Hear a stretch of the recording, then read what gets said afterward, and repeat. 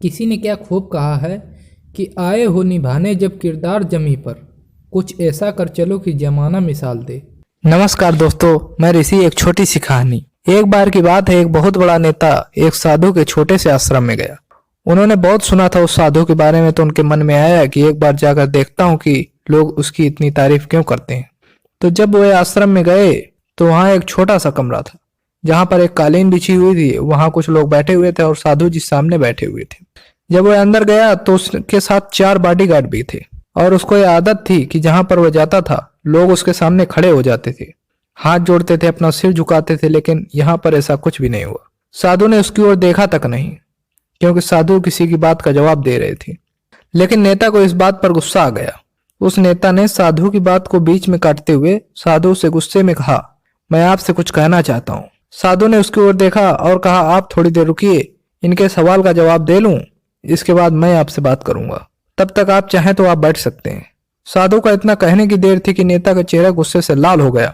फिर उस नेता ने अपना सारा गुस्सा उस साधु के ऊपर निकाल दिया।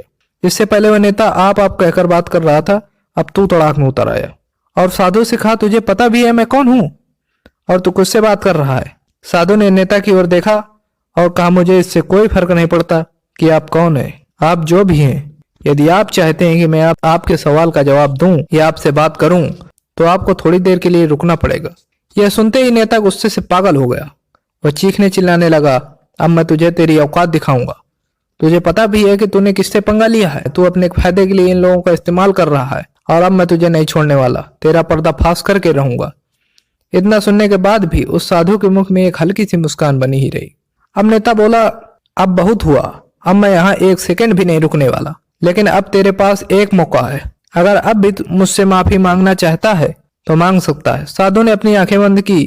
फिर साधु ने अपनी आंखें खोली और नेताजी से कहा, जो भी आपने मेरे बारे में कहा वह आपकी अपनी सोच थी। मेरे मन में आपके प्रति कोई शिकवे गिले नहीं है। मुझे आप बहुत ही भले इंसान लगते हैं। यह सुनकर नेता का दिमाग 7वें आसमान पर चढ़ गया और उस नेता के मुख में अजीब सी खुशी थी कि उस साधु ने वही कहा जो बाकी सारे लोग उस नेता के बारे में कहते हैं। और वह खुशी खुशी उस आश्रम से घर की ओर चला गया और जाकर अपने पिता के पास बैठ गया। उनके पिताजी ध्यान में थे। जब उनके पिता ने आंखें खोली तो देखा कि उनका बेटा उनके साथ बैठा हुआ है। उसने सारा कुछ बताया, कैसे वह आश्रम गया, उसने क्या कहा, उन्होंने क्या कहा। यह सब सुनकर उसके पिता हल्का सा मुस्कुराए और अपने बेटे को देखकर बोले कि उन्होंने तुम्हारी तारीफ नहीं करी। उन्होंने वो नहीं कहा जो तुम हो, उन्होंने वो कहा जो वह खुद है। उन्होंने वो नहीं कहा जो तुम हो, उन्होंने वो कहा जो वह खुद है। और जो बात तुमने उन्हें कही है वह वो नहीं कही जो वह है, बल्कि वो कही है जो तुम खुद हो। यही बात शास्त्रों में भी कही गई है, यथा दृष्टि तथा सृष्टि।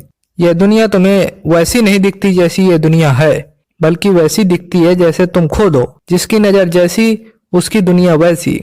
तो अगर आप अपनी दुनिया को बदलना चाहते हो तो इसका सिर्फ एक ही तरीका है, अपनी नजर को बदलो।